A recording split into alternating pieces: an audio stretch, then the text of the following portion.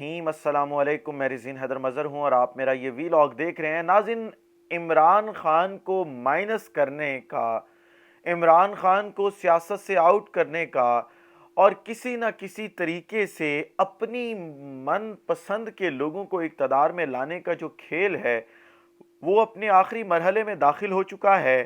اور وہ تمام کے تمام لوگ جو بڑے بڑے دعوے کرتے تھے اور پریس کانفرنسز کرتے ہوئے رنجیدہ ہوتے تھے، روتے تھے، وہ تمام کے تمام لوگ جو ہیں وہ اب کھل کر سامنے آ چکے ہیں اور ایک نئی، آپ کہہ سکتے ہیں کہ لوٹا پارٹی میں انہوں نے شمولیت اختیار کر لی ہے۔ اس حوالے سے بڑی ایکسکلوسیو ڈیٹیلز ہیں، ایک ایک کر کے ساری آپ کے سامنے رکھوں گا۔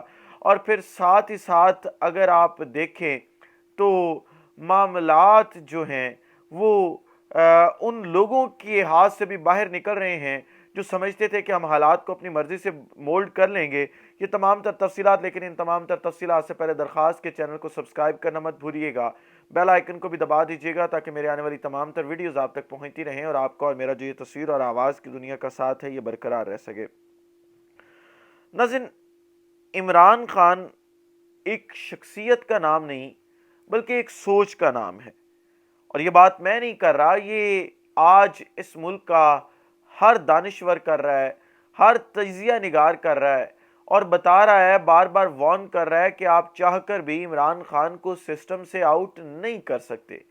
آج یہ خبر موصول ہوئی کہ شاید عمران خان کو مائنس کرنے کا کھیل جو ہے وہ اپنے آخری مرحلے میں شروع ہو چکا ہے، اس کا جو آخری مرحلہ ہے اس میں داخل ہو چکا ہے، اور اب ایسے ایسے نام سامنے آئیں گے جو پریس کانفرنسز کریں گے، اور کئی ایسے لوگ ہوں گے جو پریس کانفرنسز تو نہیں کریں گے لیکن بیک اینڈ پر رہ کے مائنس عمران فارمولے کے اوپر کام کریں گے اور عمران خان کے سائیڈ پر ہوتے ہی تحریک انصاف کا کنٹرول جو ہے وہ سنبھال لیں گے۔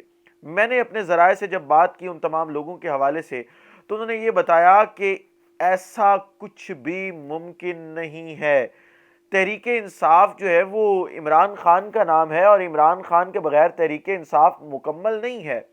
اگر کوئی یہ سمجھتا ہے کہ عمران خان جیل میں چلے جائیں گے یا نااہل ہو جائیں گے تو اس کا نمبر آ جائے گا، تو پھر یہ اس کی سب سے بڑی بیوقوفی ہے۔ اور اگر ایسا ہونا ہوتا تو پھر یہ ایک ٹانگا جماعت، یا آپ یہ کہہ لیں کہ ایک لوٹا جماعت جو اس وقت بنائی گئی ہے، اس کو بنانے کا مقصد کیا تھا؟ کیونکہ آپ نے دیکھا کہ ایک جماعت کو کمزور کر کے دوسری بنائی گئی۔ اگر یہی پلان ایگزیکیوٹ کرنا تھا تو چپکے سے عمران خان کو جیل میں ڈالتے، دوبارہ 9 مئی کے بعد عمران خان کو نااہل کرتے، اس کے خلاف جو ہے وہ ملٹری کورٹس میں مقدمات چلاتے اور گیم ساری انہی لوگوں کے ہاتھ میں آ جاتی۔ لیکن کیونکہ تمام کے تمام سرویز یہ بتا رہے ہیں کہ عمران خان سسٹم سے مائنس نہیں ہو سکتا، عمران خان جو ہے وہ ایک حقیقت ہے، لہٰذا اب ایک جماعت نئی تشکیل دی گئی۔ تصویریں آنا شروع ہوئی اور میں تصویر ایک ایک کر کے دیکھتا گیا۔ مجھے پہلا جھٹکا لگا جب میں نے تصویر دیکھی عامر کیانی کی، اور میں نے کہا کہ یار عامر کیانی کو عمران خان نے بنایا تھا، عامر کیانی کیا تھا؟ کچھ بھی نہیں تھا۔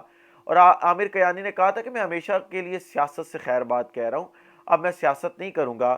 ان کا اچانک ایک نئی جماعت میں شمولیت اختیار کرنا، تھوڑی دیر ہی گزری تھی کہ گورنر عمران اسماعیل کی تصویر آ گئی اور ساتھ ہی ساتھ علی زیدی کی تصویر آ گئی، اور علی زیدی وہ شخص ہیں جو کہتے تھے کہ جس نے مجھے عمران خان اور جماعت سے الگ کرنا ہے میں تو الگ نہیں ہوں گا، میرے ماتھے پہ گولی مار دے، میرا ماتھا حاضر ہے، پھر میں جماعت سے الگ ہو جاؤں گا۔ وہ علی زیدی بھی آج ہمیں علیم خان کے ساتھ کھڑے دکھائی دیے۔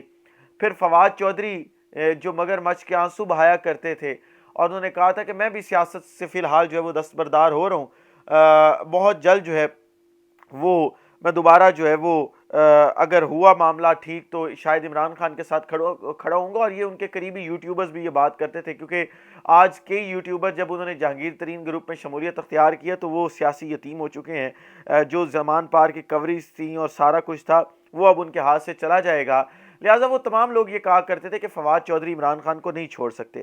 آج فواد چودھری کی بھی تصویر آئی، اور آج جہانگیر ترین نے جس طرح سے ان کے سر پر دست شفقت رکھا ہوا تھا وہ بھی آپ نے دیکھا ہوگا، تھمب نیل کے اوپر بھی میں نے تصویر لگائی تھی۔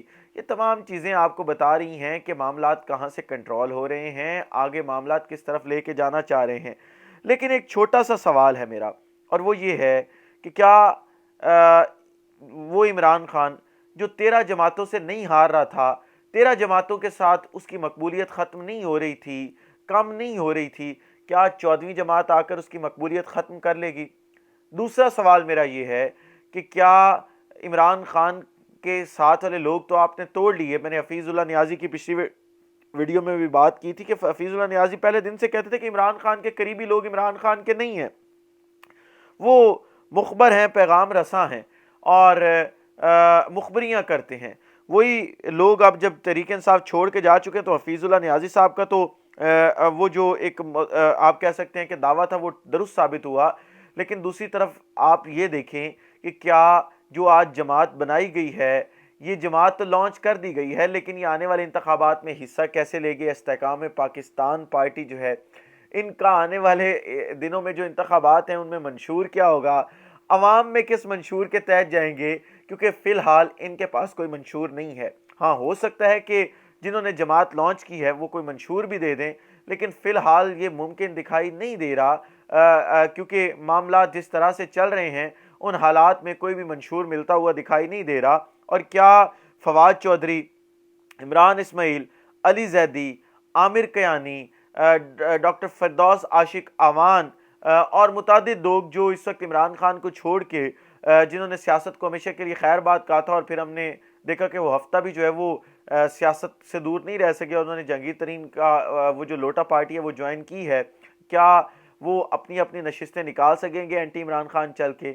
یہ تمام چیزیں ہیں جن کا جواب میں نے اور آپ نے دینا ہے, اور ان لوگوں کو جواب دینا ہے ان چیزوں کا کہ آپ کی حیثیت کیا ہے اس ملک کے اندر اور کس طرح سے آپ چیزوں کو جو ہے وہ لے کے چلتے ہیں. میرا نہیں خیال کہ اس وقت جو ہے وہ قوم ٹوٹنے کا نام لے رہی ہے. ہاں قوم فیس بک, ٹویٹر, انسٹاگرام, یوٹیوب کے اوپر کوئی پوسٹ نہیں کرے گی.